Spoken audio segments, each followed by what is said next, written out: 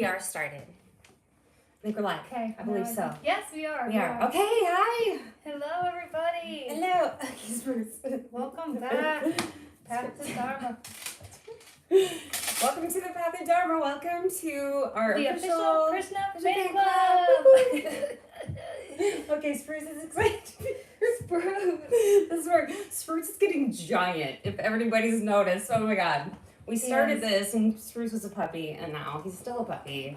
He's just a giant puppy. Okay, I want to call to order, Shay. Can I get a bong? Bong. Okay, call to order.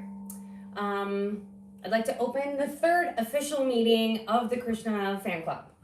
Do I have a second? A second. Boop. Okay, the mission of the official Krishna Fan Club is to offer love and pure devotion to Krishna, offered in the spirit of laughter and joy and mischief. We offer alignment with all those who love Krishna throughout the universe. And we align our energies with all others who offer love and pure devotion to Krishna and the divine. Do I have a motion to adopt our mission statement? Yes. Oh, great. Okay, we begin. We begin.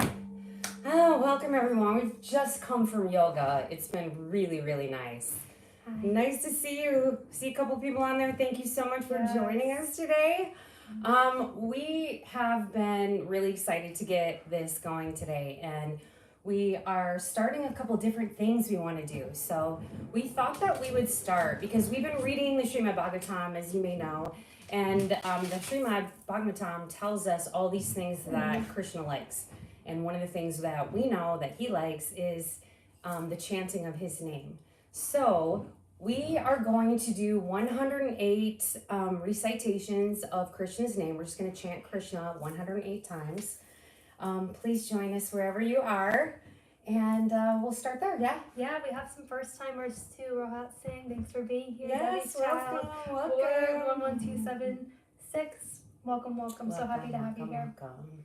All right, let's begin, right? I'm ready. Krishna, Krishna, Krishna, Krishna, Krishna, Krishna, Krishna. Krishna, Krishna, Krishna, Krishna, Krishna, Krishna, Krishna. Krishna, Krishna, Krishna, Krishna, Krishna, Krishna, Krishna. Krishna, Krishna, Krishna, Krishna, Krishna, Krishna, Krishna. Krishna, Krishna, Krishna, Krishna, Krishna, Krishna, Krishna. Krishna, Krishna, Krishna, Krishna, Krishna, Krishna, Krishna. Krishna, Krishna, Krishna, Krishna, Krishna, Krishna, Krishna. Krishna, Krishna, Krishna, Krishna, Krishna, Krishna, Krishna. Krishna, Krishna, Krishna, Krishna, Krishna, Krishna, Krishna. Krishna, Krishna, Krishna, Krishna, Krishna, Krishna, Krishna. Krishna, Krishna, Krishna, Krishna, Krishna, Krishna, Krishna. Krishna, Krishna, Krishna, Krishna, Krishna, Krishna, Krishna. Krishna, Krishna, Krishna, Krishna, Krishna, Krishna, Krishna. Krishna, Krishna, Krishna, Krishna, Krishna, Krishna, Krishna. Krishna, Krishna, Krishna, Krishna, Krishna, Krishna, Krishna. Krishna, Krishna, Krishna, Krishna. Yes. Thank you so much. We were going to do the whole mantra, but it was going to take 20 minutes. So we decided that Krishna really just likes his name said, and that makes us feel good. So thank you so much. Thank you, Spruce. Yeah, okay. Krishna. Should we have another thing that we always like to do is like things Krishna likes. So Yes. I made a little treat.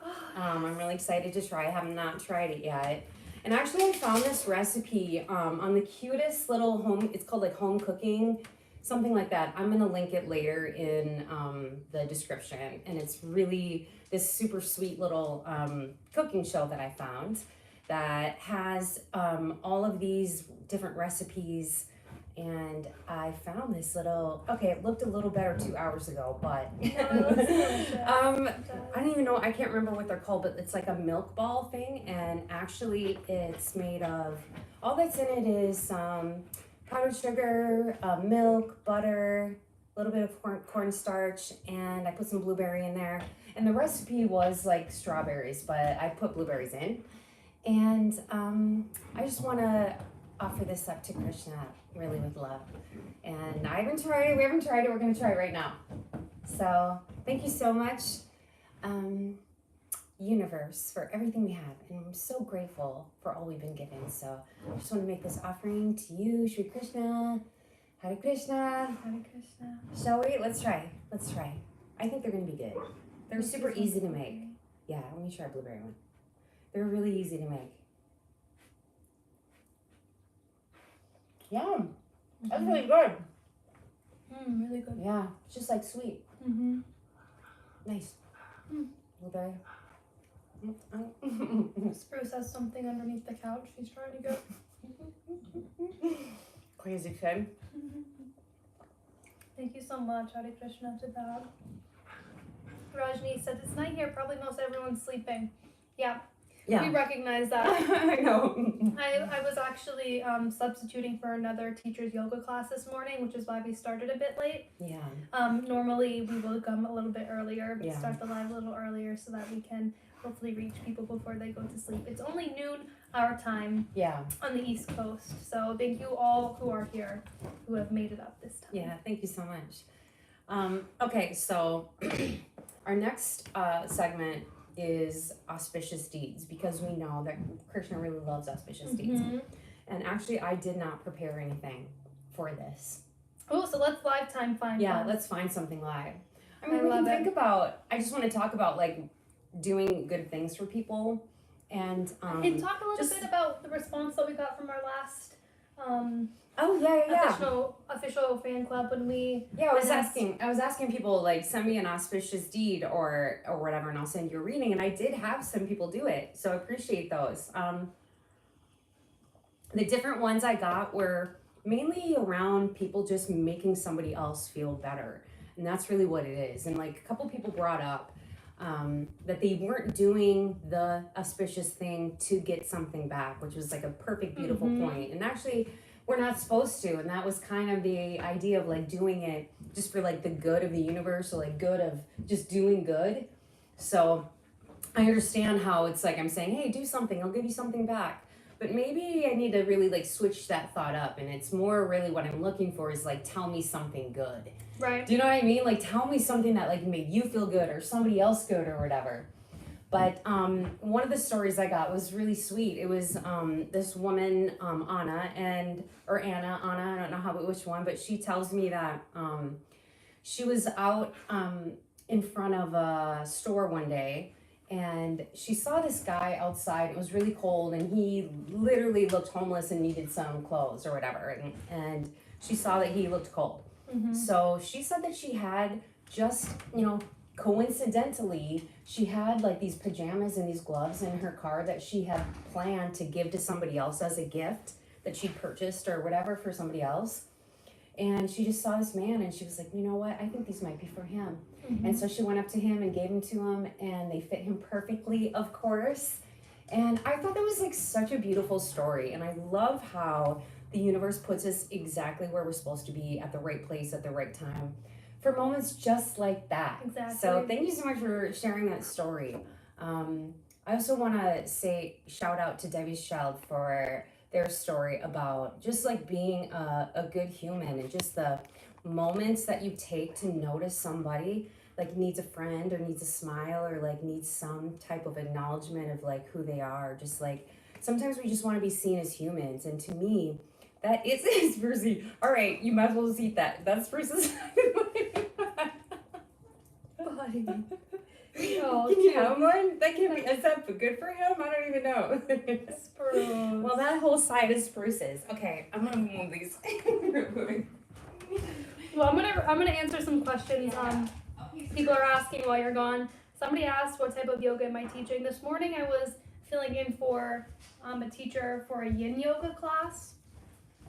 But typically I teach hatha asana yoga at a local studio here in town. This is where my heart really lies, is in the philosophy. Yeah. So I'm not actually teaching the philosophy of yoga. I do teach yoga asana or guide yoga asana to the public. But this is kind of my offering here in the philosophy world of it. Well, let me just say, having gone to other people's yin yoga classes, I love yours, because yours is actually very spiritual. It is very spiritual. Like I feel yoga it. is a deeply spiritual practice. Okay, sir. And so now you're going too far on the drink here. Sprucey, come on, honey. Just kidding. He can have whatever he wants. Oh, hi. He's like our spirit of Krishna. I love, right? He He does. He needs some. He needs a little bit of love. Yes. And somebody asks, what are we planning to read out of the Srimad Bhagavatam? We have so many things we want to read, so it's really hard to say. I do have something picked out of the Gita. Yes. Excuse me, sir. Maybe Krishna just accepted and took that prasad through Sprucey. Yeah, I think so. I think you're right. I think so. Yeah, I think so. Somebody says we should read the Ashtavakra Gita. So many people have been recommending that. So many people have. What is that even? I think from what I've read in our comments, it's like a compilation of a bunch of different spiritual. Yeah, if you know, answer us in scriptures. the comments. Like, what is that? I've been Feel noticing free. there's so many things. I watched this little a video that sort of like summarized all the Vedas, and there's like a lot. There's like hundreds, I think. There's so many. And so to me, it's like whatever Krishna lays before me next is what I'll read. So many people have been suggesting so many things, and I would love to get to all of them in my lifetime. We'll see how that goes. We've been reading so much and watching so much, and even like the Mahabharata, it's like I watched a couple movies, we watched some cartoons. I'm definitely reading it, but it's like the third thing on the list that we're trying to read, right? So there was like such beautiful kind of richness of stories, so it will take a long time, and I don't want to rush it because I want to be able to get everything and just absorb it and sit with it. And like so many of you have also said that about just listening to the words and sitting with it, and that's been ridiculously good. Yeah. I mean, I read a little bit ahead in the Srimad Bhagavatam of where we're at. We're on like Canto 1, chapter 5? 5 or 6. 5 or 6? Yeah. Okay, well, chapter 6 is the bomb. Let me just say that. I am pumped. But one of the things about reading it with you out loud, but like one of the things about it is because I haven't been able to read ahead and wait, I've been like sitting with that chapter 6, and wow, it's really transformational. Just how when you do allow yourself to kind of slow down and digest it, like how impactful it is, you know, because we read things and then you read something else and then you read something else, and it's not that you forget what you read, but like just taking the moments. Yeah, posture is 1% of yoga. It's weird, like okay, so like in America, most people, I would say, and maybe I'm just generalizing, but most people who do yoga just do the asana, and they don't necessarily get that yoga is more than that. And of course that's one of the things, of course, we found out in the Bhagavad Gita, really, about what is yoga truly. So it's so fun to go to Shay's classes because we're in a room full of all different types and kind of like skill levels and sensitivities of people. So like we get there, I get in there and I like tune right in and like close my eyes, I'm like in it, right? You definitely have other people who are kind of more... They need the 45 minutes of the asana practice to be able to even have the ability to sit and meditate and to connect. And so I always tell everybody in my yoga classes, yoga asana is like the gateway to the spiritual realm. And I really find that to be true. I think especially for America, for the West, it's like that. Yeah, it is. But still, even so, just something you even said during class today, Shay was talking about, we were in Shavasana, and Shay was talking about kind of the collective energy of what it feels like. So even though everybody's at different levels of yoga, it feels like the same thing of different levels of spirituality. Yeah. But it's all exactly where it's supposed to be. It's all exactly perfect. So if I have a moment where I'm feeling it really deep and I'm connected, it feels so amazing. Other times you can't connect in as deeply or whatever, but also just the practice, as you were explaining, just the practice of doing it does still help your body, mind, and soul. And being able to kind of have the collective energy of everybody together practicing, it's really beautiful. And I do feel it's different because I'll do yoga at home, I'll watch a video, or you and I will even do it, just the two of us or whatever. It's different. When you're in a room full of people, it feels slower. Yeah. We're creating like a collective consciousness together, right? We're doing that all the time, but to come to a space where everybody is actively choosing to participate in something like that, it creates a different type of energy that I absolutely love. Some people Debbie's child said maybe take it a little slow because one of those books can be very tough, and that's kind of where I've been at personally. Is like I could read just. That's Bruce. I know. Well, that's okay. Yeah, he's okay. But anyhow, for me, I could read just one line, one chapter, one verse even, and sit with that for quite a while. And so I don't want to rush anything. Yeah, I agree with that statement about yoga really being, so like my spiritual master says that we do yoga so that we can sit, so that we're able to sit longer, which it's not ever really how I thought about it, but in the sense, and I know that's like a simplification, and what he means by that is, obviously it's bigger than just even sitting, but it's a self-discipline that he's talking about. And it's interesting because even sitting, you wouldn't think was hard. But like the very first time I did yoga, before I even did anything more spiritual or understood about it, I just remember doing like a forward fold, which you're just basically like standing up and you're like, you know, like folded in half. Like I couldn't really do it. No. I couldn't do it. Not very long. And I was like, why is this hard? Why is it hard to just like fold over? You know what I mean? And I think part of getting your body moving through the asanas though does end up opening the chakras and like opening your mind. So that too. So even though the yoga poses we're doing aren't necessarily just yoga, I mean, I find it to be like so helpful and so beautiful. We just came from there to here, so I feel like it just flows in energy. And please see our previous episode when we talk about kind of our journey to Krishna. When we talk about how reading the ancient literature has changed our definition of yoga in our head. Right? I was a trained yoga teacher to teach yoga asana, and as soon as I started reading the text, I realized that it's so much more than that. And that a typical like yoga teacher training that you might go to in America or even abroad is only scratching like the very, very, I mean, you're like dipping like the very tip of your pinky into what it really, really is. Yeah, for sure. Some people, the Ashtavakra, I hope I'm saying that right, Gita, is a conversation between King Janaka and sage Ashtavak. Okay. Someone says, cute little joke, how to make somebody enlightened through email, send them an email with no attachment. Sumit Raj says, Krishna did not teach these types of yoga. He told Arjuna for sadhana yoga, which is to focus on your breath or meditation, which, yes, and that's a big focus in my class is really just the pranayama and the meditation bit. I tell everybody, like, this is the cream of it, right? People come to these classes in order to get, like, the movement-based yoga, but I know that that's really like the cream of yoga. Is it a gateway? Do you think like doing the yoga at a level where you don't really fully understand what you're doing is kind of a gateway to an opening though, right? I think so. I mean, I know that when I first started practicing yoga asana, every single time I went to a class, I was opening up parts of my body that were closed, and it's really, to me, a compilation of I had to do all of those yoga practices to be able to open my body, to be able to even receive what the things that came next, the real philosophy of everything. Yeah, for sure. Someone says, do you know we see a cow as a god? Yes, we do know that. Yeah.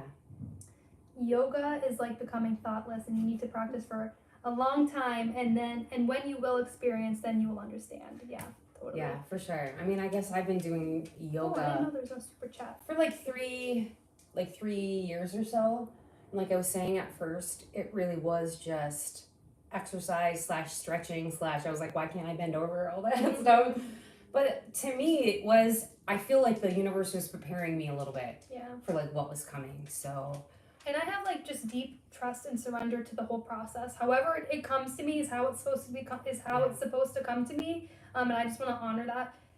The Bhagavad Gita is a life-changing book. Amen. Yeah, changed my life for sure, 100%. 100%. It's still changing me every single day. Every single day, it's changing me. I did pick a verse out, but we're not going to read it yet. Okay, yeah. So let's get back to our schedule, right? Which we love. This is why we wanted Krishna Fan Club, because we want to interact with you guys. So thank you so much for all your comments. Please keep sending them. We love it. We want to interact. We want to answer questions that you might have for us. We want to know things that you know. So thank you so much for being here. If you're just joining us, I'm Shannon. We didn't even introduce ourselves. I'm Shannon. This is my daughter, Shay. And we started this Krishna Fan Club just as our kind of weird, silly way to honor Krishna. Beautiful just divine way. Beautiful totally. divine way. I know. It's just, I think part of what it is like, what is devotion? And we've heard from so many people that Krishna accepts devotion and sort of almost like it's the intent in my heart. So whatever I offer, and there's definitely some verses in here that talks about that. So if you're just joining us, welcome.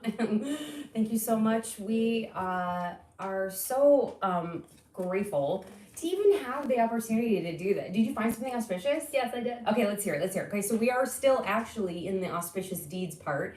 We like to read auspicious deeds because we just love to pull out like the good humans on earth. What do you got? Okay, so this happened in March of last year. The title of the article is Uber Driver Donates Kidney to Passenger, saying God must have put you in my car. It was the ride of a lifetime. A New Jersey man in desperate need of a kidney says he's been given the gift of life after an Uber driver unexpectedly offered up his own organ for donation. Wow. Bill Samil, 71, was picked up from a dialysis center in Newark, Delaware, on October 30th, 2021 by Tim Letts, who was 33, who was working for the rideshare app. The pair quickly struck up a conversation on the 30-minute drive back to Samil's house in Salem, New Jersey. With Letts learning the devout Christian had been in desperate need of a kidney transplant for more than 3 years. Wow. On the car ride, I told him my dilemma, Samil stated in an interview.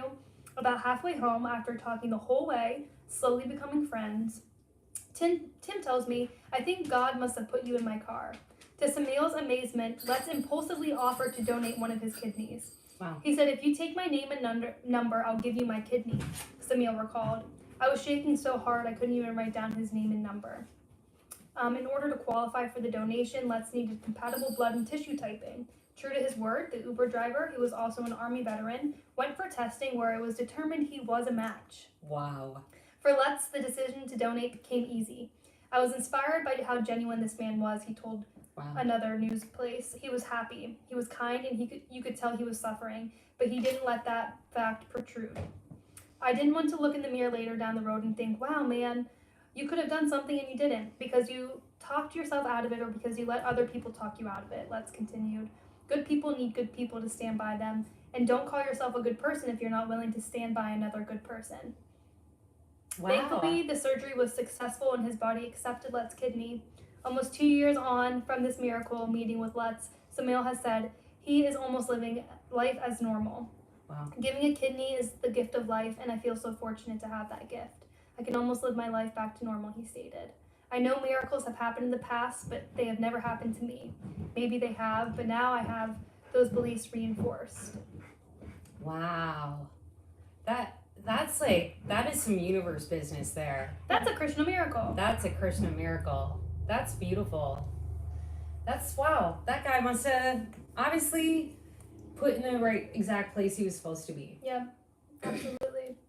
You know, I was doing a reading for somebody the other day, and that was kind of one of the things we were talking about like your spirit guides or whatever you believe, like how that is, like setting things up in your path for you, exactly when they're supposed to be, exactly how they're supposed to happen. And that's like so beautiful. And I love how you don't see it coming sometimes. You know what I mean? So this man was just getting a ride home from a random Uber driver and had his life saved. So that's incredible. Yeah, absolutely. And to me, it's like, that is these extremely like heroic acts that people do, which are like incredible, right? Yeah. It's the same kind of, I know, that's his little like clue to go outside. That's why he wants to, where's Pay? He's outside. Yeah, right. Okay, He's so okay. If you have to let him out. Yeah, yeah. Anyway, I was saying like those things that we do, maybe it's not as dramatic as saving somebody's kidney or giving them your kidney, but right, you can read some of those comments. Yes. I am gonna let Spruce outside. Still at the same time, like the whole idea of the things that we do that make the world a little bit better of a place, and if it's just like a smile, even if it's just an acknowledgement, I think that's part of what Krishna wants us to do. So I'm just grateful to be a part of those like amazing type moments. So if you've had a moment where you feel like you've been in the right place and the right time, just like let us know in the chat, or give us like hit the heart button or whatever. Yeah. No, we can't take super chats or anything like that because you have to have at least 500 subscribers, and we're at 400, which is amazing. Once we have that, then maybe we'll be able to. So we'll get to that eventually. But we are, again, we're just here, Krishna Fan Club. I'm just waiting for Shay to come back a little bit, letting her dog out. Here she is. No, it's okay. We're just still going on the Auspicious Deeds, so. All right. Okay, what is our next segment? We're going to read a couple comments. This is the part that I love so much about. With love from Russia. Welcome. Welcome. That's what I love about YouTube. Honestly, there's people from all over the earth. Yes. How to open the super chat? Not sure. So we'll know that for next time. Yeah, that's what I'm saying. We can't even get super chats till we have 500 subscribers. So tell your friends. You can't even receive them yet. Okay. So, which is fine. What do you think? What is the difference between Gita and Bible? Oh, let's talk about that a little bit. Because I personally haven't read the Bible. I've been read the Bible to me, I suppose, by you when I was a kid. But yeah. I've never... I guess I took a class in college that had to do with the Bible, and we did some kind of dissections of it. But it wasn't something that stuck like deep within me. So I'm betting you probably have some more information or could speak to that. I probably read the Bible hundreds of times, deeply. I guess to me, like, if you take the Bible and what's in it and what it says, especially the New Testament, basically the Bible is broken up into different books. Some of the books are older. The Old Testament is like the Talmud that the Jewish religion uses. And then the New Testament is scripture that was written later on, right around the first century. Way past that, because first century is like supposedly when Christ was on earth. Anyway, okay. So there's newer scripture type stuff in there. And the New Testament is really about the life of Jesus. So if there's any at all kind of like parallel between the Hindu scriptures and the Bible, it is just the little narrative about the people and the allegories that are used in the parable, and Jesus often speaks in parables to illustrate stuff. But Jesus's message really is about love, and that is the parallel with the Gita. It is about love. What I'm finding in the Gita, it's ridiculously deeper. And it's like everything that Jesus said, Krishna said 4,000 years before that. But I feel like Jesus says it in a way that's much more plain, a little bit more simple. But truly his message is about unconditional love. And he does talk about love of the divine, and he talks about love me. And that's where we get the people that worship Jesus talking about Jesus and Jesus only. Because Jesus says to get to heaven, you basically have to go through me. And he says me being him.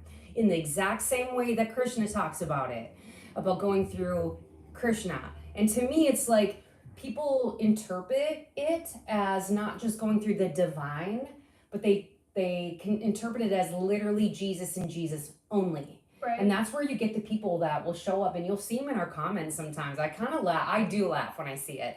People will pop in and be like, Jesus, you can only get to heaven through Jesus, like Jesus saves or whatever, which, okay, thank you, Jesus. Like Jesus is amazing, and no shade on Jesus whatsoever, okay? Like, love yourself. But people didn't and don't understand what he was talking about, and they don't listen to him.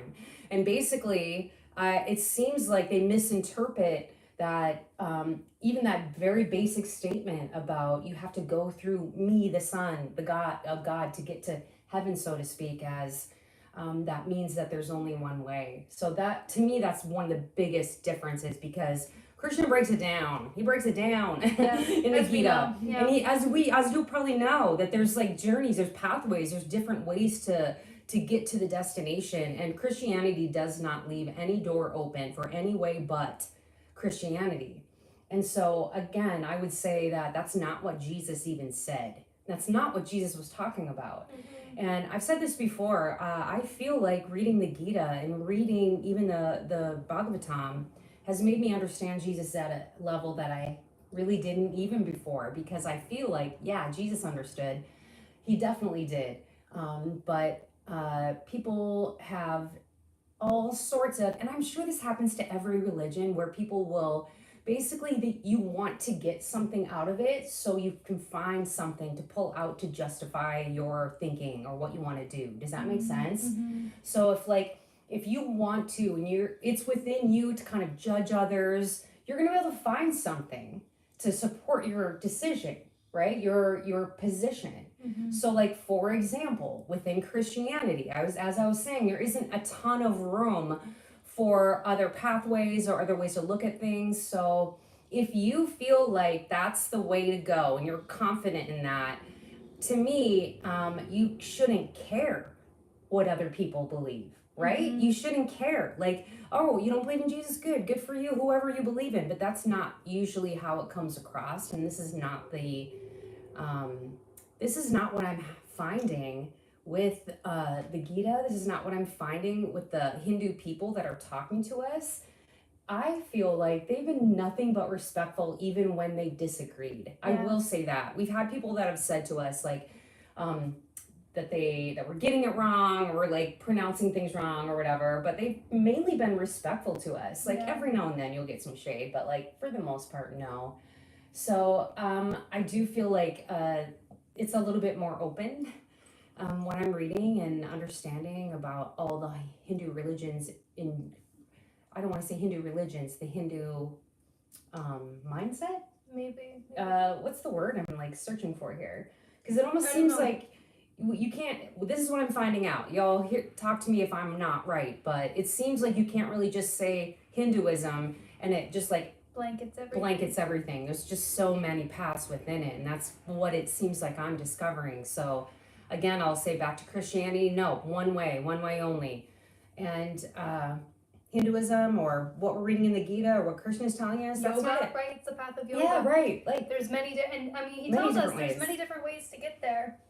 So to me, what's so beautiful and lovely about this and the community around Krishna is that people can read your intent, and it's our intent to come here with devotion. And as long as we keep coming here with that intent of devotion, with the lotus feet of Krishna in mind, I know that our message is going to reach and touch whoever it is supposed to touch and reach. And so, like I said before, I'm completely surrendered to the path, and I know that I'm doing what feels good to me and feels right and feels like my dharma. And I know that those on the other side of this video can feel that, right? And even if they don't agree with us, like she said, we've gotten such beautiful, lovely comments. Yeah. A lot of things that have been making us think. So many things for us to discuss. We need to have a whole episode just discussing the comments, because we've been learning so much from them. So much. I love it. So much. So much. Yeah, Hindu philosophy. That's the word. Thank you. Yeah. Thank you for that. Ministry of Truth Bombs. Yeah. For that. Yeah, that's what we meant to say. Ministry of Truth Bombs. Love that. I love that name. That's a good one. That is good. Okay, let's read a couple more comments and then continue on with our discussion here. Debbie Strauss said, can we do this a little bit longer, at least 1 hour? If we read a chapter in the live session, we could all discuss and give our suggestions. We should do that. We're probably not going to do that today. Well, I do have a whole section chosen.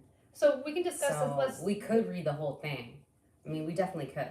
Yeah, we definitely. But going forward, we should do that. Yeah, I agree. We're going to have lives where we do that. Because, like I said, we've been learning so much from our viewers. Well, I don't know why we can't just read chapter 14, because that's where I was going to read out of, and it's not that long. Oh, yeah, sure. So, okay.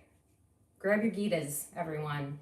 Well, do we have anything before that? We do, but to prepare, we will read some out of the Gita. We're going to read chapter 14. I'm going to go grab when we get to that. I can't believe I didn't bring mine over. Yeah, because we do have a couple different versions of the Gita, as you know. So, I'm holding this Franklin Edgerton edition. This was translated by this scholar, basically, in 1925.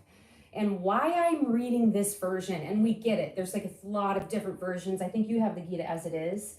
You have the Eknath. I have, the Eknath Easwaran version, and then I also have this version. Who is Eknath Easwaran? Do you know? No, honestly, I'm not. Okay, we look that up. Right. Well, I've been looking up Franklin Edgerton. He was a scholar, right? Yeah. So again, why I picked this one is because this is the one Krishna gave me. I found this Gita. Shay and I went to a a used book sale, and I got this box full of all these books, and this one was in there. Plus, I'm obsessed with the language in here. It's just so poetic and beautiful. So I'll be reading out of this one, but we usually will look in the other ones. So, what version of the Gita do you guys read? I want to know that. And so many people have been suggesting so many different versions. Yeah. Telling us that we should be reading a certain version. And you know what? These are the versions that we have, and I like to believe we are extracting the nectar from whatever version, period. So these are perfect for us right now, I believe. But yeah, let us know what version you're reading when we get to that part. So what's next in our... Okay, so usually this is where we talk about Krishna mischief. Krishna mischief. Because one of the things that I notice about Krishna is like that's a definite difference between like Jesus and Krishna, for sure, is like the mischievous nature of Krishna. Yeah. One of the things about Christianity and Jesus is we're told that Jesus was a perfect human being and that he like was perfection. And so it seems like almost like a very high bar that is set, of course, purposefully, right? Like the whole idea is to have like a basis of morality for your life. So I understand. But sometimes as a Christian, it's too hard to reach that bar of perfection because nobody's perfect. So one of the things I appreciate about Krishna's perfection is that it leaves room for like, I don't know, just being mischievous, like being funny, like being, those things that make life so good and fun. So that's one of the things we love. So you have something? Yes. Okay. This is from ChatGPT, by the way. We love. And so if you know this story, please feel free to expand in the comments because it only gives us so much. Yeah. And we're learning more stories about Krishna every day. And so I think this is just a great way for us to figure out and find other different stories. And you guys do such a great job of expanding those for us. Yeah. And we understand that a lot of ChatGPT isn't getting to like the deepness of a lot of the stories, but that's okay. That's okay. Okay, so it says, once young Krishna, known for his mischievous nature, decided to play a prank on the village girls by hiding their clothes while they bathed in the river. As the girls emerged from the water, they found themselves in a playful predicament, and Krishna couldn't help but laugh mischievously from his hiding spot. Eventually, he returned their clothes with a charming smile, leaving the village with a tale of Krishna's playful antics and the joy he brought to their lives. That's amazing. It just reminds me, like, I grew up in such a small town, and this is, like, something that would happen there. Yeah. And it's just, like, the community and the camaraderie that happens when you can have mischievous play and it still be, like, with a charming smile, and for it to, like, everybody carry on without it turning into something, like, evil or mean, It's, like, that is such a fun place to be if you think about your own life. Right? And being mischievous in a playful way, it can be so much fun. What's the purpose? Like, why is Krishna so mischievous? What are we learning? I think him? What do you guys think? What are we learning? Like, why is he like that? Why does he about stealing the butter and stuff? Oh, he did that because they told Mother Yashoda about him stealing their butter. Okay. Okay. I love that. Oh my gosh, there's so many.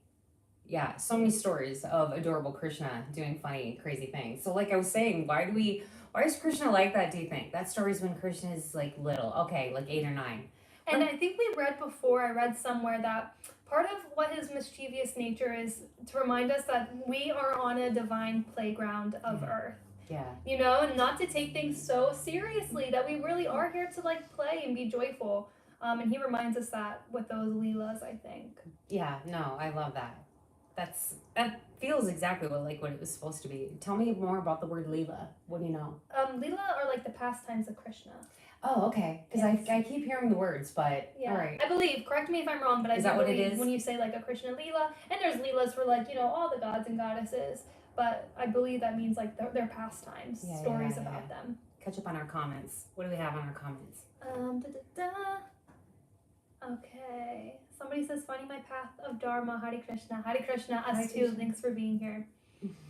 I love Krishna because he says, I am everything and everything is me. So unlike Christianity, where there is heaven or hell, here individuals are the end in themselves. So we ultimately merge with Krishna. Yes, exactly. Perfectly said. Perfectly said. I'm going to come back to that one. There are 17 versions and 300 stories in Southeast Asia. Wow. of the Gita. I'm supposing that they're talking about. Just different translations. I think so. Probably. 17 versions, translations. So many. There's that many Bible translations. Right. Yeah. Easily, hundreds probably. Debbie's child says they stayed on that cold river until villagers came and gave them their clothes. I bet. Someone says, where was I? How much have you read about the pre-European Christianity relating to paganism? Quite a bit. I'm obsessed with history a little bit. I love. Leela is divine play. Yeah, perfectly said. Yeah, it's really interesting about how the Christians actually just came in and kind of took over the pagan religions and just adopted them, and essentially like Christmas that we celebrate on December 25th, which supposedly is Jesus's birthday, which it isn't, or whatever. How would they know? Anyway, it isn't. Anyway, it was a pagan festival. So instead of getting the local people to completely convert to Christianity by making them change everything about their lives, they just adopted the gods. They renamed their gods, essentially. What's super interesting is my sister-in-law, she's from Peru. And my brother was getting married. They got married in Peru, and we went down there, and the Christian churches in Peru are stunning, by the way, beautiful. But they have like this big giant Catholic church we went in. If you know anything about Catholicism, they have like the Pope, and they have, like the Virgin Mary that they, I don't want to say worship, but pretty much worship, I guess. Okay. Then they have the saints, the different saints. But in some sects of Christianity or Catholicism, like, yes, the Virgin Mary is a big deal, but like not like what I saw in Peru. In Peru, we went into these giant like cathedrals. First of all, just stunningly beautiful, but they had all these different versions of Mary. All the version of Guadalupe, and then they had the there's so many, I can't even name them all. But part of why they had so many different versions of Mary is because those were local gods and goddesses. So they, instead of saying to the people they were trying to forcefully convert, which, yes, thank you, Christianity, for like colonializing. That's a whole different probably topic here. Probably shouldn't even get to that, but they just impressed their gods upon the local people. So suddenly, instead of worshiping just one version of the Virgin Mary, like many people do in America, they have all these different, amazing, beautiful, different versions, which kind of reminds me of the different Hindu goddesses and the different incarnations that we see. So I think it's really interesting when we trace back all religion. Does it all come from one source? Yeah, absolutely. But it's all kind of just deviated out. So that's endlessly fascinating to me. Just the history of Christianity and the history of how it became what it is now. It's still a very changeable religion in the sense of there's new sects of Christianity popping up. And I actually joined a random American version of Christianity called the Church of Jesus Christ of Latter-day Saints, otherwise known as the Mormon Church. I don't know if anybody's heard of the Mormons, but I was a Mormon for 12 years, and that's what I was. And then I got out when you were a little girl. We didn't. So that's where Shay really wasn't raised in Christianity. She really wasn't. But that was just an example of basically this man, Joseph Smith, popped up and pretty much like wrote what he said was the Book of Mormon, which was inspired. And you'll see that across Christianity too, a bunch of different kind of versions of it going around where people just do the same thing as the pagans did, where it's like they almost try to supplant what's going on with something different, better, whatever it is. There's so many different ways, I guess, to reach the divine. But I love that Debbie's child, going back to the story about Krishna, says Gopis and Krishna almost had a relationship of Tom and Jerry. It was almost like they can't live with him and they also can't live without him. Some say their personal relationship was so strong they almost only saw him as their friend and playmate, not as the god. Yeah, I think that's what's so different about this too, and how it hits me and how it makes me feel is like I know that to be true. Like that's how it feels like for me. Yeah, definitely feel that playmate Krishna is asking us to not to take life very seriously. He wants us to simply follow our own dharma and live joyfully. Yeah. Which again is a reason why we started this official fan club, is because it's joyful and it is on my path of dharma. And so thank you for saying that. That's amazing. Summit Raj says, Krishna is also known as the full incarnation of God. He also mentioned in the Bhagavad Gita. Yes. And Gita is also the highest knowledge on earth if you can understand. If you can understand, which it's like, I feel like we're just barely scratching the surface of it. Mm-hmm. Even though like I've absolutely read every word of it for sure. Still, it's a process. Yes, I was shocked by the concept of the cyclical time and the 4 yugas, us too. Yeah, when I first learned it just reading this and knowing this knowledge, I keep saying this, I think I said this in a couple episodes, it's less like I'm learning something new and more like I'm remembering something that I know to be true. Like, that's what it feels like. It does feel like that. It feels like I read it and it's like, yes, of course that's what it is. Okay, I want to ask the viewers a question about this, because we have been around and around with this whole Kali Yuga thing, right? I hear there's different opinions. And Kali. No, I'm not even going there. I'm talking about when is it over? Because I saw a thing where Sadhguru was talking about like Kali Yuga's already over. Like we've already like passed it. Other thing I read said we still have like 400,000 years to go or something crazy like that before we're out of the Kali Yuga. And then somebody else was saying that maybe it's not 400,000 years, maybe it's only 4,000 years. What's your thoughts on that? How long does the Kali Yuga last? How do we know? And are you aware of like different opinions about when is the Kali Yuga over? I hadn't heard that, so that's interesting. I hadn't heard like. Right. Do we have 400,000 years to go? Well, we're still in the Kali Yuga. That seems like a long time. That's a really long time. Seems like a long time. Yeah. How many times can we incarnate during that? We're just at the beginning of it. That's what I thought. We were just at the beginning. But anybody else hear that whole thing about, about Kali being different from the Kali? Yes. Wow. We got that wrong. We understand that now. We got that desperately wrong for a while there. So but also it's the same word. So that's why we're saying that. And it's like, it's the same word, but actually, no, it isn't the same word. Because somebody told us in Sanskrit, it's different. Yeah. Well, bear with us. We're really trying. We're learning. We're learning for sure.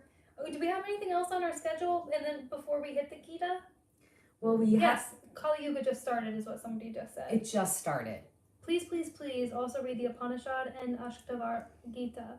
Upanishad is something else when you can understand the Gita. Okay, so what's that book you gave me with Patanjali? Yoga Sutras. The Yoga Sutras? Yeah. Okay, because which I don't really know. Where does the Yoga Sutras fall in all of this? That's something that I read when I was training to become a yoga teacher. And again, like I mentioned, it was very asana based. It wasn't what I'm now coming to understand as actual yoga. Not that it's not actual yoga, but you know what I mean. And so I'm wondering, like, what weight does the Yoga Sutras hold to people who follow this path? I'm really wondering. I do believe that they were given to me for a divine purpose, and I really love everything that I read in there. But I would love to hear you guys' opinions on that. Is there people that just read that? Like many paths to God, there are many explanations for the duration of yugas. Okay. Then there are many levels of yugas. For example, one's life can be divided into 4 parts like yugas. Wait, what? Childhood, young, adult, and old age. Oh, I've heard this before. I've heard this before. That blew my mind just now. I have heard this before. Okay. That makes total sense. I love that. Yeah, I love how everything is so layered. I'm trying to think where I saw that. That's amazing. That's okay, wait. Yeah, that's... Okay. Someone said Sadhguru is a good person. I respect him a lot, but he's not the right person to know about the Hindu scriptures. I've read that about him too. Well, I saw a little clip that he said he never has read the Gita. Yeah, and I was like, what? He's never read the Bhagavad Gita? And maybe I'm wrong about that, and please forgive me if I'm wrong. Like, no shade to Sadhguru. But maybe that's just not his path. Who knows? Doesn't he have the big Shiva? I don't know much about him. I don't know that much about him either. People do follow. A lot of people follow him, though. A ton of people do. Yeah. So. Someone said, do you think the concept of diversity in religious thought should be more widespread? Yeah. Absolutely. I feel like the lack of diversity is killed millions and millions of people. Yeah. Truly. And I'll just again charge Christianity with their outrageous behavior of like going around the globe murdering like people and forcefully converting them, which is literally committing genocide. Right. They're not the only ones that have done that, and I know that there are others. I'll just throw them under the bus right now because they're my former religion. But yeah, we need more diverse thought. We need more compassion. We need more. We need to be able to relate a little bit better to each other on this stuff. And I love you guys so much. I love you guys. Just reading the comments and answering my questions. Just thank you. This is so helpful. Sorry to cut you off. No, go. Debbie's shout out to the qualities are also similar to the 4 yugas. So childhood, young, adult, and old age, they match the qualities of the 4 yugas as well. Amazing. Okay, so what do you start on? You start with like I'd have to look at them. I would have to have them in front of me to know. We should do a whole episode on the yugas. Yes, let's. Okay, we'll do an episode on the yugas because like I really want to dig into like what is that Maybe that'll be next. Because it's almost like if we're in Kali Yuga and we just started and we have 400,000 years to go. We should know that. Well, it's just like we're in that one now, so that's the one we're paying attention to. Yeah. I want to know. Right. Like what's the other ones like? Even though it seems like we're not going to get a different one. Somebody says read about Ramana Maharishi, which I've heard that name before, but I looked that up. Patanjali is the one who wrote the Yoga Sutras, by the way. Yeah, okay. Is believed to be the incarnation of Adi Shesha, the serpent head of Vishnu. Okay. Okay. He has really cool stuff in that book from what I remember. Did he like talks about how you can like levitate and like make yourself invisible and stuff? Is that the one? Yeah. It's so cool. Yeah. We need a whole show on that because the sutras is that was I just read a bit of that kind of before I started really reading anything else. So it really was super out of context for me. Well, and those were really the first two like ancient literatures that I read were the Gita and the Sutras, and so that's what I was like pushing to everybody I knew, like read the Sutras and read the Gita, like your life will be changed. That really was the beginning of my journey into all of this. Yeah. Some doesn't have to read, they would be able to realize it in their heart. We may not be able to understand it right now. True. Someone says we have our own calendar.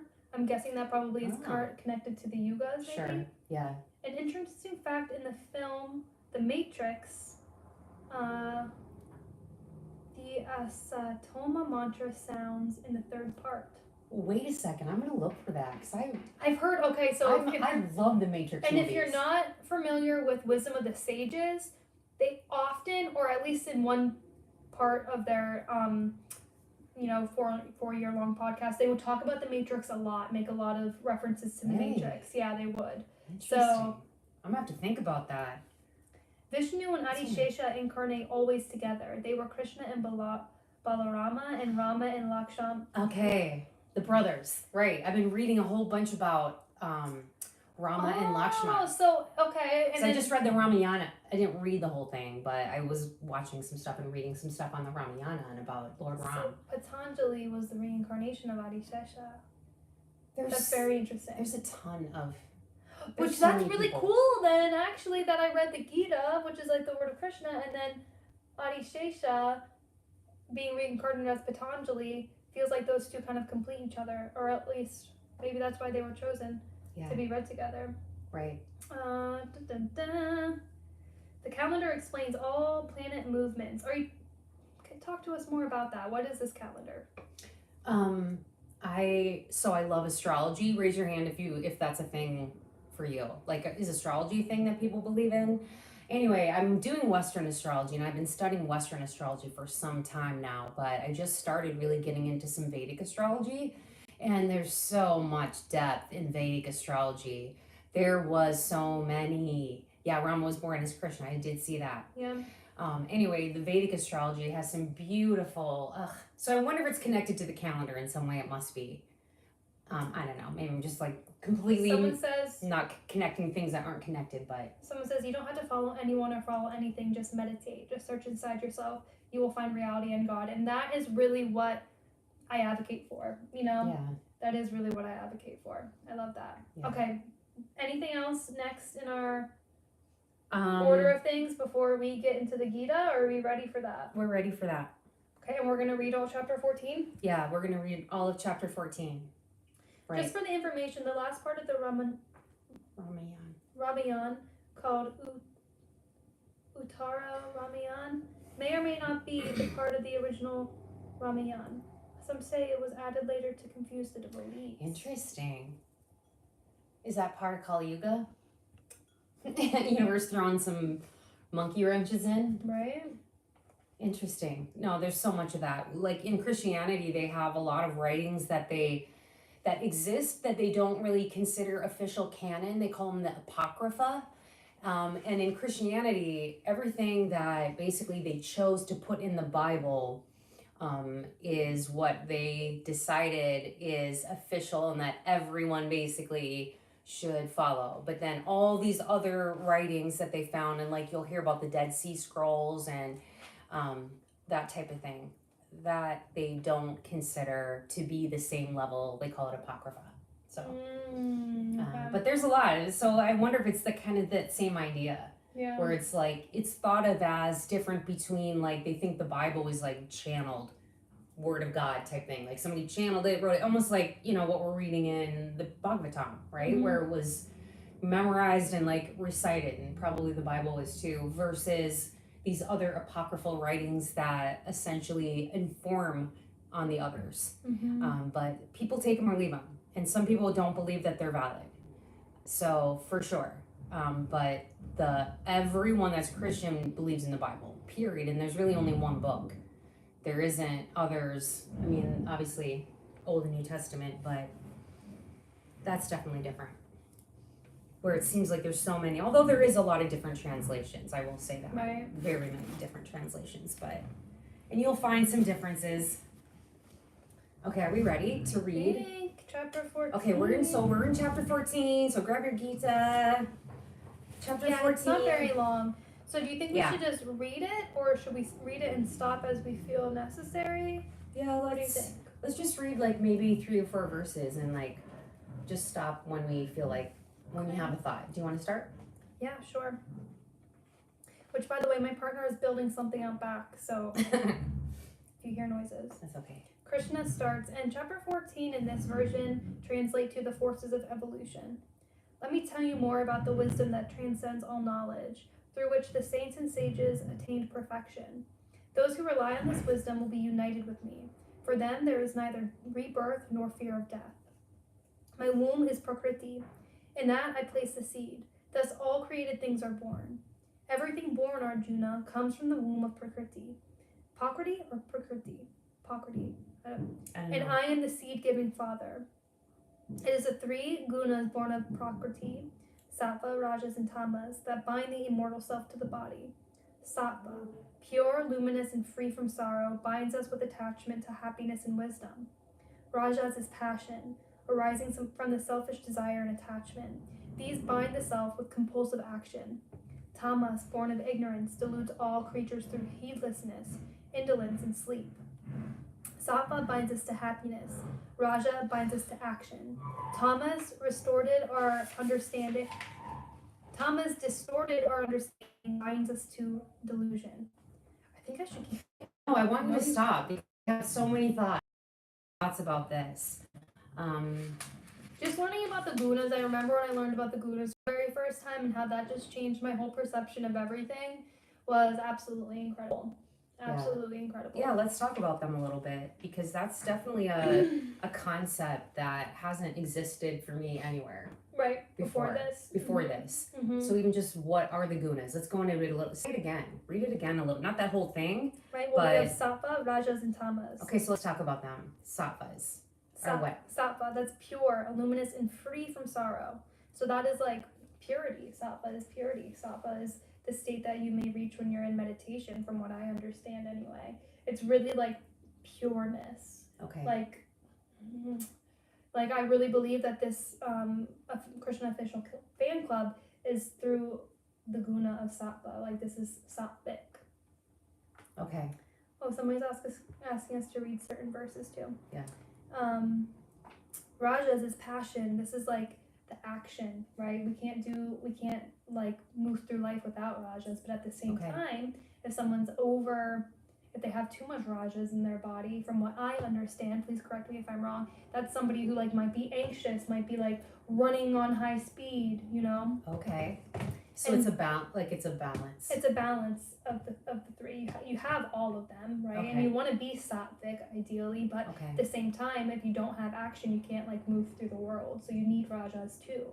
And then same thing with the next one, which is tamas, born of ignorance. That's like sluggish, like that's like depression. That's like But you need tamas to sleep.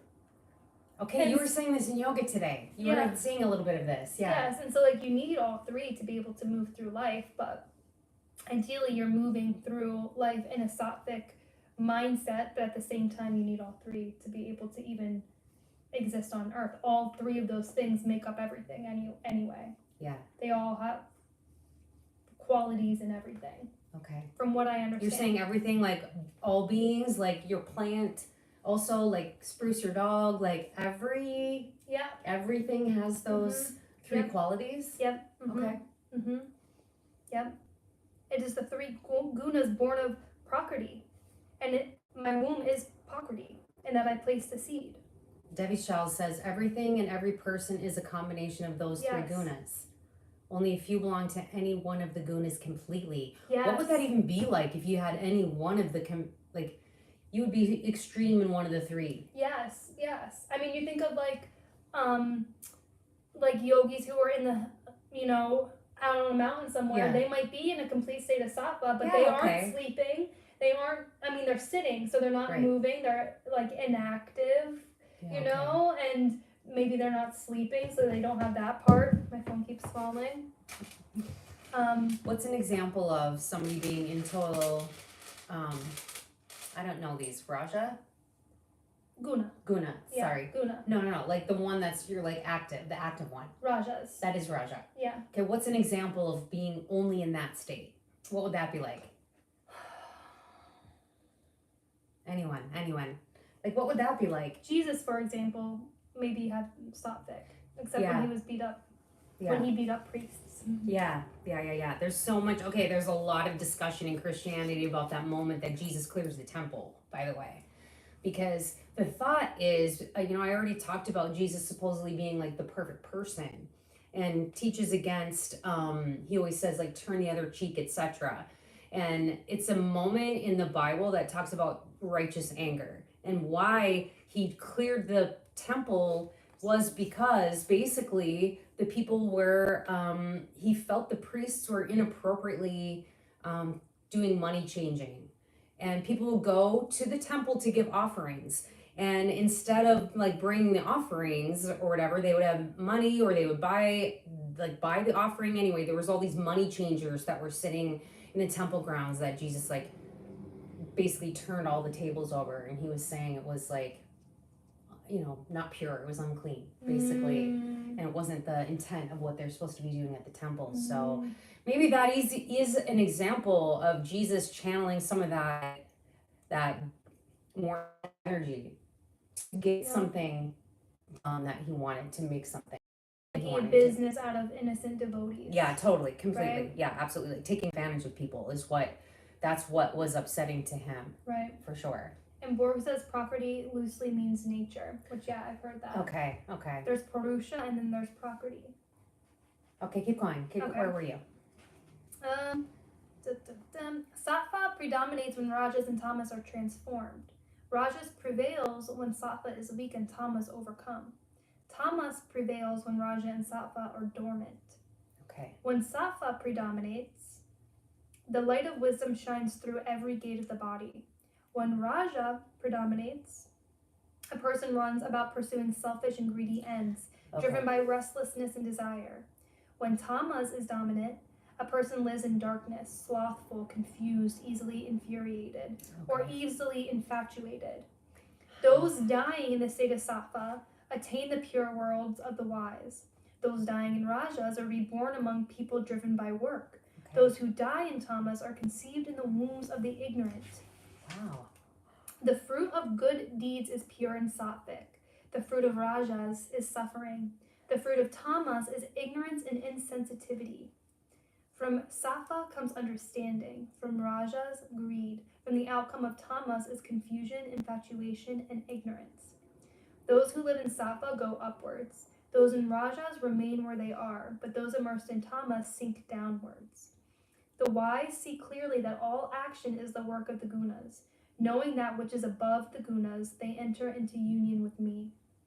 Going beyond the three gunas, which form the body, they leave behind the cycle of birth and death. What is this word? Decrepitude, and sorrow, and attain to immortality.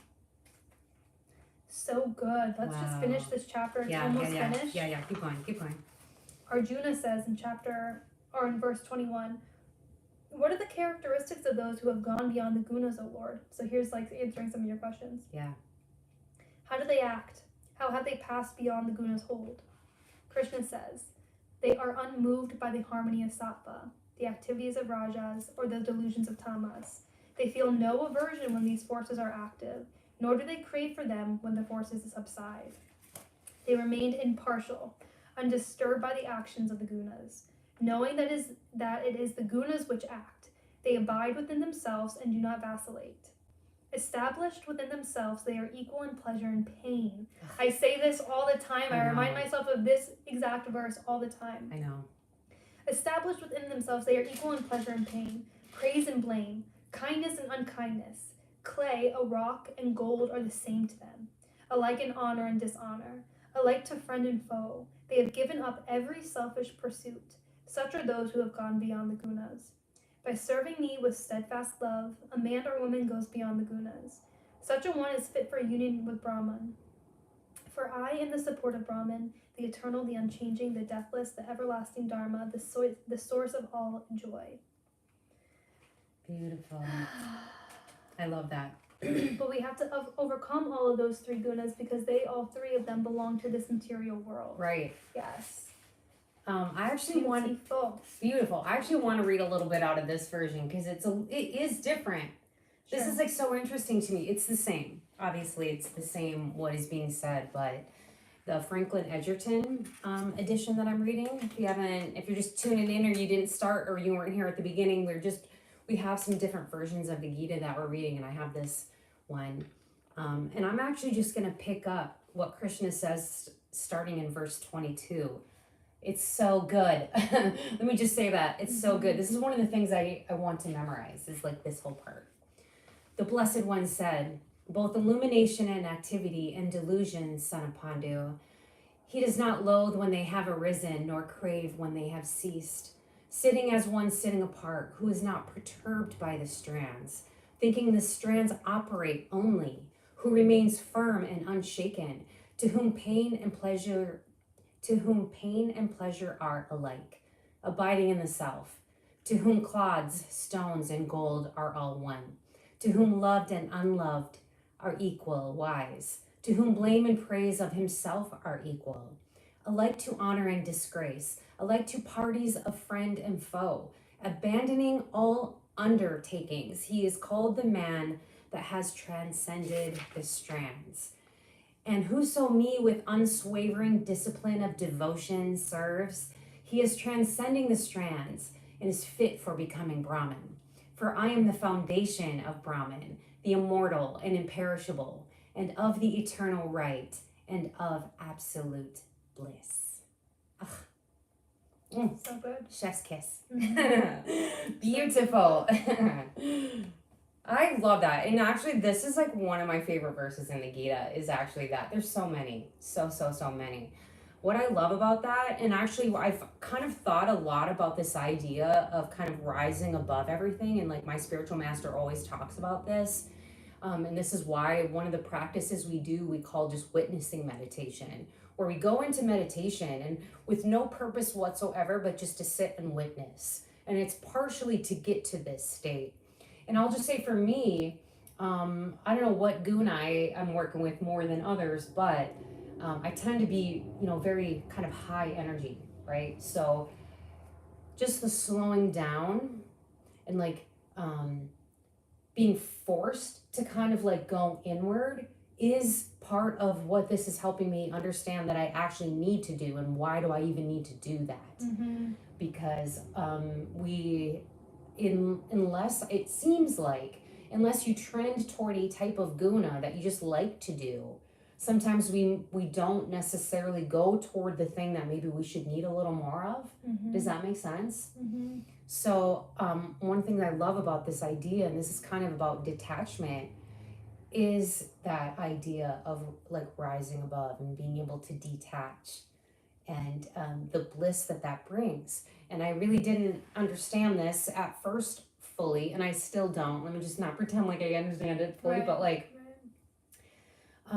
I do understand that even though I might have sometimes I fear this thought of like, wait a second, because I love joy and fun and laughter and all the things, and I don't want to have to rise above that. But Krishna already has taught me about how I don't have to. That's not a thing that I have to do, is like not have fun or not have joy. That's not what this detached level of kind of looks like. But I think to me, what it feels like is I'm able to embody more of what I'm hearing when I'm able to get into that state. That was a really long statement. Sorry. No. Thank you. That's a great insight of your own doing.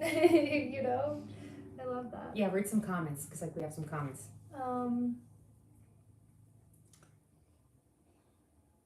Let's see. When you come into contact with true knowledge, you have a strange feeling that you have already heard it somewhere. Yeah, I'm coming to realize that in many different areas of my life. For sure. There are 3 things: sattvic, rajasic, and tamasic. Okay. You can read about it. It deals with food and way of living. Tavi's child says, can Krishna stay still and watch us as our life unfolds? Or would he get restless and play with us and prank us without us even knowing? Right? That's the question. I know he pranks us. Yeah. I know he does. Absolutely. Here's like a funny one that happened the last live we did. Okay, so I was getting ready for the live, and I was like putting some socks on, and now you're gonna have to go back and look. But I was like, I didn't want my feet to show, so I was like, well, who cares what socks I wear or whatever. I don't know, they were just like weird. They were slightly too big of socks is what it was. And I was like, well, they're not gonna show because my feet won't even be in the shot. But when you look at the video, we ended up like turning the camera like upright instead of sideways. And literally there is sunlight that are streaming on to what looks like my big puffy feet because it's like I have these big socks on or whatever. And I was just cracking up because to me that's like Krishna joking with me a little bit, right? It's like the ego, right? It's like, okay, I want to look a certain way, and then suddenly Krishna puts a spotlight on your big ugly socks or whatever. And you can only laugh. Like, someone says, what is your philosophy on Krishna? I don't know how to answer that. I mean, I'm just like almost like getting to know Krishna. I don't know that I have a philosophy on Krishna yet. Krishna to me feels like it's like an energetic kind of relationship that I'm having with him. So how he's talking to me is so many ways. Sometimes it's a dream, sometimes it's vision, sometimes it's a funny like event, sometimes it's like he found my mitten. Another time like he's somebody that I met at work, you know what I mean? Another time, like I've talked about before, like there's a homeless guy that kind of pops up on a corner of mine. Sometimes it's him in the homeless guy. So to me, it's like I almost am trying to sort of integrate this idea that Krishna is everyone. Do you know what I mean? Like I was at work the other day and I'm sitting in a meeting full of people. Maybe there's like 10, 15 people in there. And I had this thought in my mind that every last one of them was Krishna and they were just a different aspect of Krishna. And if I truly believed that, would I treat them different? Would I think of them differently? And I started to. Does that make sense? Because otherwise they're other. We other everyone. Like we separate ourselves out and to me, that's why we compare and judge and, that kind of thing. But like, just this little moment of clarity that I had where I was like, no, like actually, so am I then. You know what I mean? Like we're all just an aspect and we're here. And whether or not you are aware that you're in the middle of this divine play, you're still in it. That's what I kind of felt like. Yeah. And I go in and out of being aware of it. There'll be moments where I'm very aware, very self-aware, and I'll be watching and I'm like, wow. Other moments, you're deep into your game character. Yeah. Like, I like to think of it like we're in a sim. You know what I'm saying? Like, I've been playing Baldur's Gate 3. I don't know if anybody gamers. But if you're playing something like that, like a role-playing game, like, you take your character on, you make your character, you have the different, like, characteristics and the qualities of your character and, like, who they're playing. And I almost feel like that's what I'm in that, right? So, like, I'm in an RPG right now. So that's just the nature of the character that I'm playing, and you do get lost in it. And if anybody's played video games and you're like 16 hours in and you're like, oh damn, I've been playing this for a minute, that's probably it. I probably don't go 16 hours anymore. I definitely don't, but I think you get what I'm saying. You get lost in the game. You don't know how much time has passed, and next thing you know, it's 7 hours later. That happens in life. Yeah. Where we've lost it's like you lose your awareness of what you're even doing because life catches you up in the game. Yeah. So to me, part of my relationship with Krishna is this ability that Krishna has to bring me back to him. Yeah. You know what I mean? By showing me something. Yeah. You know, I was going for a walk the other day with my dog, and like this, I was just looking around. It was a beautiful day, and here comes like this bird. It was a hawk, and it was just slowly, just like gliding over me, like kind of circling. It was so beautiful, and it was like, I just had this thought, like, is that you, Krishna? And I felt like him. Do you know what I mean? Just gliding, just carelessly through the air. So, I guess that's my answer. Shay, what about you? Like, how do you characterize your relationship with him? I see Krishna in everything. I do. He is a grounding source of just in my life. When I find myself, I've really been trying hard to stay above. And I know, like you said, there's times when you're like deep in your game, right? I work in a school, and so I'm often helping children in many different capacities. And Krishna reminds me daily to breathe. I mean, every moment. It's like when I find myself getting caught up, when I find myself, my mind's like troubled or moving fastly, like take a deep breath. Krishna is constantly telling me to take a deep breath, to come back to my body, come back to my mind and soul, and remember to align myself. I try to act in such a way that if Krishna was here, he would be pleased by however I'm acting. Yeah. So what is my philosophy with Krishna? I'm not sure, but I know that what I'm trying to do is embody and move through my life in a way where Krishna will be pleased. I love that. And that's... We need like the old what would Jesus do bracelet? It's like WWJD. We need like a WWKD. Yeah. WWKD. What would Krishna do? What would Krishna do would be like so beyond what I could do, likely. Because I just saw a thing where he like picked up a mountain. Didn't he pick up a whole mountain? Yeah, he He did. picked up all of Mount... Oh, say it. What's the name of the mountain he picked up? Somebody tell us. Yeah, I know you guys know. What is the name of the mountain he picks up and he holds up in front of the whole village? And everyone gets under it. What is the name of it? Govardhan Hill. Yes. Yes, Govardhan. Okay. Okay. Am I right? That's Yes. it? Yes. Govardhan. Yes, okay. So like I can't pick up a hill, but I can pick up a little mountain of like stress. Yeah. Maybe. Boom. Right? I can pick up like a mountain of like anxiety and like throw it away. Yes. Okay.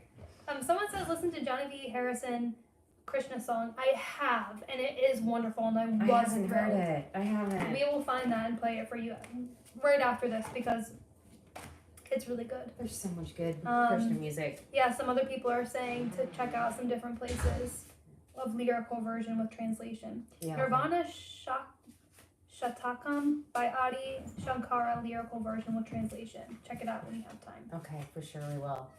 And Ministry of Truth Bombs, which love that name so much. So good. Right now I'm with Krishna and he loves you guys. And we love him. Yes.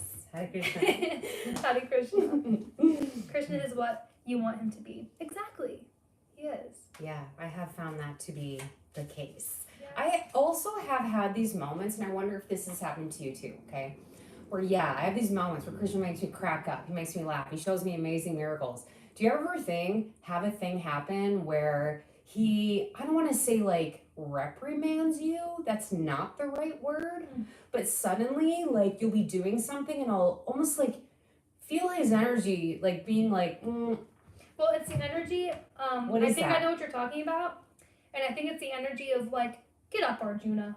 Yeah. Like, face the battle. Yeah. And, like, that's the energy. And, like, yeah, I have felt that too, where it's like I'm doing something maybe that's, like, more tamastic. Yeah. And then it's like, come on, Shay. Yeah. Come on. Get up. Get on the path. Yes, it's that. You know? It's that. I do appreciate that when that happens. Yeah, I do. Because it can be humbling. And that's where it's like, that's my best friend. Yeah. Like, my best friend wants to reach out to me and, like, guide me along the path the best I can. And that's, like, what Krishna does for me. Yeah. It's like, haha, joking. And then it's like, come on. Why are you doing that? Do this. Yeah, it's true. It's like they say your friends will be the ones that are honest with you. Yeah, right? Exactly. And they, yeah. And so, yeah, I feel that. And I appreciate that. I need that because I get out of control at times. Sure, as we all do. I'm getting ready to pull one of these auspicious symbol cards. Is this our last thing, or do we have one more? No, this is our last thing. So This is the card. Yeah. What any other comments we can catch up on? We have so enjoyed y'all. My dog's name is Spruce. He's a Bernese mountain dog and slash husky. How old is he? 6 months old. Yeah, he's a baby and he's massive. Yeah, massive. And I've said this before, but he oftentimes I look into his eyes and I'm like, Krishna. 100%. Like, thank you for being. He's silly. Yes. He's goofy. He plays pranks on me. He gives me love. He has been such a true blessing in my life. He's hilarious. No, I so appreciate I love Spruce. you, Spruce. I have a little tiny mini dog. I have a Maltese, which is a little tiny white dog. And then we have Spruce, who's like a giant dog. The duality there. Yeah. They balance the yin and the yang. Yep. This was so much fun. This was so much fun. Is there any more comments? I'm gonna pull this card. I think we're caught up on most of them. I'm gonna we like to end with this with the auspicious symbol just because we know Krishna likes auspicious things. And we just want to send a little like luck and love and healing to everybody out there. Thank you again so much for being with us. Here, pull a card. What are you sending us? The bottom one. What do we got? Yes. Force 2. You are protected from negative energy and granted good fortune. Yay. Oh, someone says pull card number 14. Okay, I will. Pull that one too. Okay, I will. I love that because a few times ago we got Lucky Penny. So now we got a horseshoe. Did. All right, I'm going to find 14. We'll see what 14 is. And just going forward, we will, I mean, I'm kind of making this, I'm kind of just saying we're going to do this, given that this just came up. But I think it's wonderful. I think that we will have lives where we just pick a verse. Yeah. You could have come already read it and having thoughts about it, or you could read it live with us. I think that's a brilliant idea. Like we've said so many times, like we often learn so much from our viewers, and so I think that would be a beautiful way to learn. The number 14 card is the Ankh. The Ankh offers keys to insights. The Ankh. And that's what this is. You offer us keys to insight. 100%. Like, thank you so much. 100%. I love that. So we're going to send a little luck out to you. A little bit of insights, clarity. You have helped us so much. Have so many endless insights and clarity. So we thank you for that. And we send some love and luck and clarity your way as well. So much love to you all. Thank you for spending your time and your energy with us. Thank you for all your beautiful comments. Thank you, Krishna. Hare Krishna. Hare Krishna. We're so blessed. So blessed. And like to be able to do this with my mom is just incredible. Yeah, I love it. And with you, Spruce, as well. Spruce. Okay, until next time, we upload weekly every Wednesday, 7 a.m. Eastern Standard Time. Not sure when our next live will be, but we will plan a live where we're reading a verse either from the Gita or from the Srimad. Probably the Gita, right? I don't know. For sure we'll do another Krishna Fan Club next. Yeah. First Saturday of the month is Krishna Fan Club. Let's I would love to do some lives, actually, and just read. So next Krishna Fan Club, do we have like a little ending or something? Will be March 2nd. Okay. So that is Saturday, March 2nd will be our next official Krishna Fan Club. Do we have a little way to end or something? Yeah, right, because we're supposed to close our meeting. You have the book. I know, we didn't have a little way to end. I think you have it in there. Do I? Maybe not. I didn't know, there's nothing. Or our next meeting. Oh yeah. Motion to close our meeting. That's it. Hare Krishna, love and light and peace be upon you. May you be happy, healthy, and full of Krishna. See you next time. Now you have to figure out how to turn it off this time. Did we just exit? I think so.